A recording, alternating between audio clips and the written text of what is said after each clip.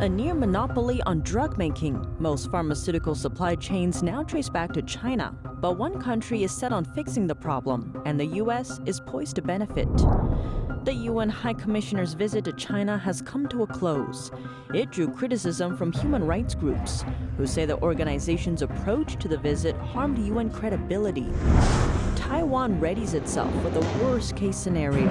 Its military just conducted a round of annual drills involving the launch of various anti-air and anti-ship missiles. Flood season in China has begun. Southern provinces are already reporting deaths amid torrential downpours, including those of school children. And we look at the key takeaways from Secretary of State Blinken's speech on China. Former diplomat David Stilwell breaks down the best ways to deal with Beijing.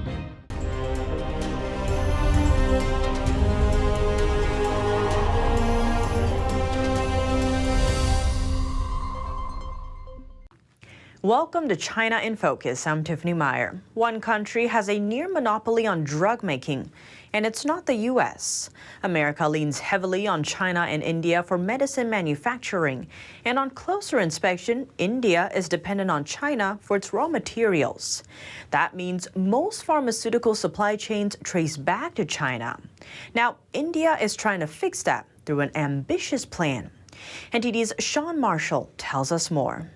A third of the medical pills consumed in the United States are made in India. India is the third largest drug manufacturer by volume, but India is very dependent on ingredients that come from China. One government report says India imports 68% of its active pharmaceutical ingredients from China because they're cheap. Another report puts it at 85%. Another report says drugs that use these Chinese ingredients include penicillin and azithromycin. To fix this, India launched the production-linked incentive scheme. This PLI scheme was aimed at incentivizing the industry in terms of increasing local production of such APIs or KSMs so that the dependence on China can reduce to some extent. Deepak Jatwani is an assistant vice president at credit ratings firm ICRA Limited, the Indian affiliate of Moody's. The firm does credit ratings for Indian pharmaceutical companies. Jatwani says the total investment is around 210 billion Indian rupees, or around 2.7 billion US dollars. We expect that the overall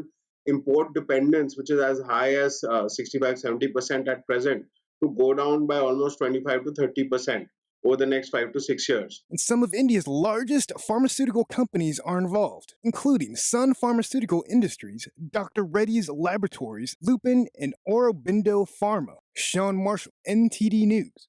And in the UK, 1 in 4 of those pills is made in India.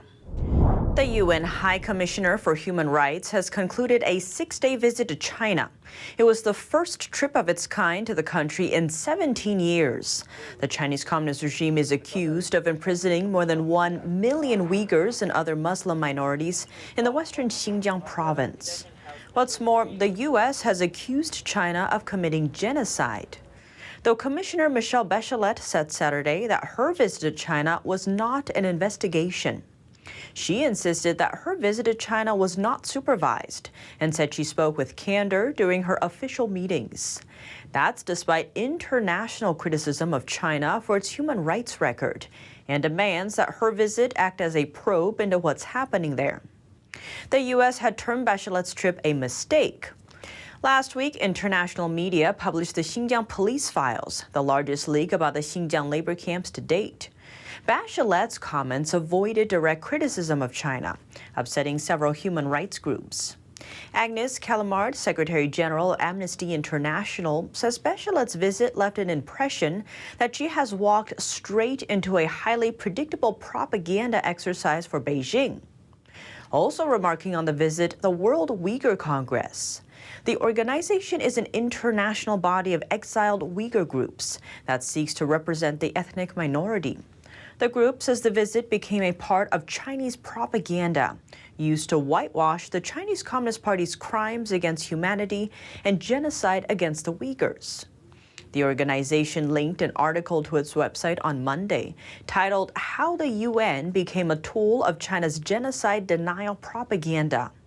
On top of that, an organization working to end slavery and human trafficking called Arise also criticized Bachelet's statement. It said her comments not only damaged the cause of Uyghur freedom, but also harmed the credibility of the United Nations Human Rights Council. Next, let's head to the Indo-Pacific, where Taiwan's military recently conducted its annual missile drills.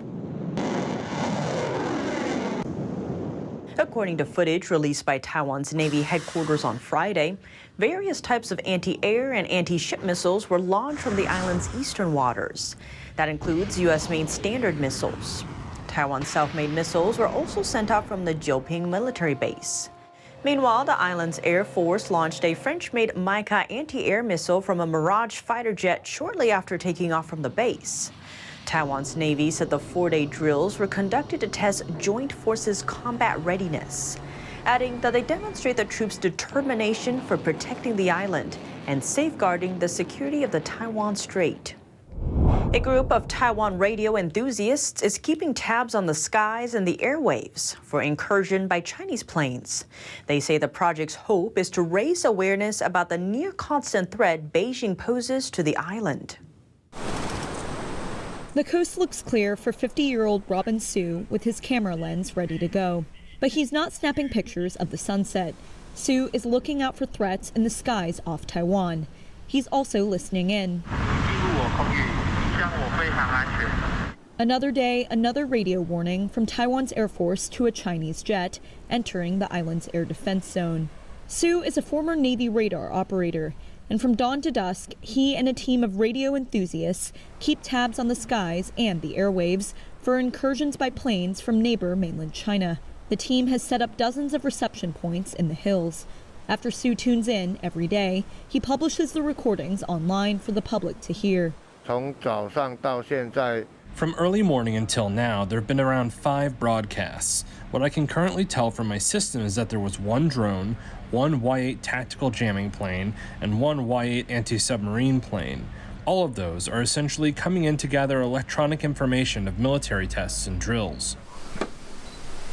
Su's team has over 16,000 Facebook followers and local media keeping up with his work. They've counted over 300 warnings to Chinese warplanes so far this year, up 3% from the same period last year. China claims Taiwan as its own, and the self-ruled island has complained of repeated Chinese Air Force missions around its territory for years. The Defense Ministry details the incursions daily on its website, but Su hopes his project raises awareness of the near-constant threat that China poses. In the past, our government has continuously deceived us. They lied to us by saying that there was peace between China and Taiwan. So when I discovered that the frequency of Chinese military aircraft entering our ADIZ kept going up, how can this be described as peace? I started to leak this situation together with some local media. China has yet to fire a shot or come close to Taiwan's shores, staying within its broader air defense identification zone. But the Taiwanese government likens Beijing's flyovers to gray zone warfare tactics, which force them to scramble and intercept Chinese airplanes on the daily, exhausting their air defenses. China's Defense Ministry and Taiwan Affairs Office did not respond to requests for comment. 30 Chinese military aircrafts entered Taiwan's Southwest Air Defense Identification Zone on Monday. The Taiwanese side sent out planes, issued radio warnings, and deployed air defense missile systems to monitor the activities. According to an economic policy draft, Japan aims to drastically strengthen its military capabilities. The country is worried that Russia's invasion of Ukraine could lead to instability in East Asia. The draft does not give details about spending, but says for the first time that there have been attempts to unilaterally change the status quo by force in East Asia, making regional security increasingly severe. For Japan, threats come from 3 regional actors. Japan has territory disputes with China and Russia, and there's a nuclear threat from North Korea. When North Korea conducts missile tests, the missiles sometimes drop into the waters close to Japan. Heavy rains hit southern China over the weekend, flooding several provinces. State media reported 15 deaths. In the Guangxi Autonomous Region, 2 elementary school students drowned in the disaster. Floodwater carried them away during their walk to school on Friday. In Jiangxi province, nearly 4 inches of rain poured down on the area within 12 hours over the weekend. Rivers swelled, bridges were washed away, and houses and roads were flooded. Some regions in Fujian province were also hit with heavy rains. Storms dumped almost 9 inches of rain on the regions within 12 hours, setting a new record. In some villages, traffic, electricity, and telecommunications were interrupted. According to state media, at least 8 deaths were reported in the province. Due to the Chinese Communist regime's history of underreporting disaster figures, that number can be higher. Several deaths were also reported in Yunnan province. Flooding there submerged cars and houses while scattering debris. Trees were also uprooted, with some of them falling onto parked cars. The official report said that 5 people drowned and 3 were missing as of Friday. Weather forecasts report that it will continue to rain across China for the next few days. Let's take a closer look at Secretary of State Antony Blinken's speech on China. What sensitive keywords appeared in his remarks? And what do they mean for the U.S.'s approach towards Beijing? We sit down with former Assistant Secretary of State David Stilwell to find out. General Stilwell, thank you so much for joining us today. Great to have you on the show. Thanks for having me. So recently, Antony Blinken gave a speech kind of comparing the U.S.-China policy, and he mentioned how the U.S. isn't seeking a Cold War with China. So what would it take for us to be in a Cold War? Yeah, the Cold War idea is loaded. 30 years ago, with the demise of the Soviet Union, we beat our swords into plowshares. Peace broke out all over. We had the unipolar moment where the U.S. ran things very well and peacefully for 30 years. And here we are back to conflict. I'd say that conflict is the natural state of things. I mean, just look at history, global history. Conflict is the norm. The last 30 years have been the aberration. So the allergy and the resistance to using the word Cold War is understandable, but it's unfortunate. Look, we would like to extend this period of peace, but we have challengers in Russia and China who want things to be done differently. They don't like the fact that the U.S. Has such influence in the world. And if you want to call that Cold War, or you just want to call that the natural state of things, it doesn't change the situation. Conflict has become more the norm than the exception. And so also in the speech, there was the term of competition and also cooperating, sharing interests and stuff. But in the fields of, say, solar panels or EVs, it seems China has a lead. So what would be some other areas where the U.S. can compete with China? Well, we know how to compete. We're very good when we're competing. In fact, I think the U.S. is at its best when we're competing. And so if the competition, if we don't get the PRC to play ball on environment, which they aren't, by the way, if you read the Paris Agreement, it's ridiculous what they signed up for. But it says that the PRC is going to continue to pollute, not only at the current rate, it's going to continue to accelerate its output of carbon until 2030, at which point it will begin to then start slowing its output of carbon. Look, they're going to do whatever they do anyway. I think we should stop trying to ask the Chinese side to cooperate in terms of environment and work around them, because it's clear after all this time, they are not going to do anything that works against their national interest.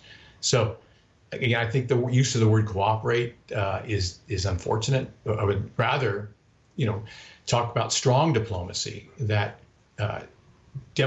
makes it impossible for the PRC to conclude otherwise, that they have to do these things by asking them, begging them to do what we know is the right thing.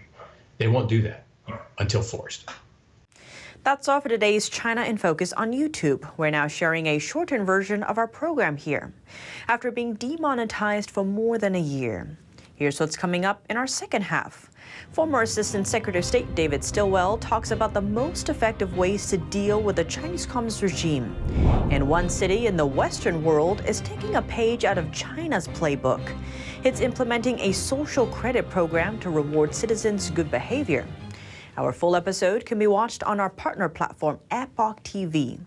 To sign up for a free 14-day trial, please click the link down below. Thanks for watching China in Focus. I'm Tiffany Meyer, and see you tomorrow. Presenting the heritage of traditional Chinese martial arts, promoting martial ethics, and reviving the true tradition. The 2022 NTD International Traditional Chinese Martial Arts Competition preliminaries will be held in New York and Taiwan. On August 28th, the finals will be broadcast live online worldwide. Registration hotline 188-477-9228. For more information, please visit martialarts.ntdtv.com.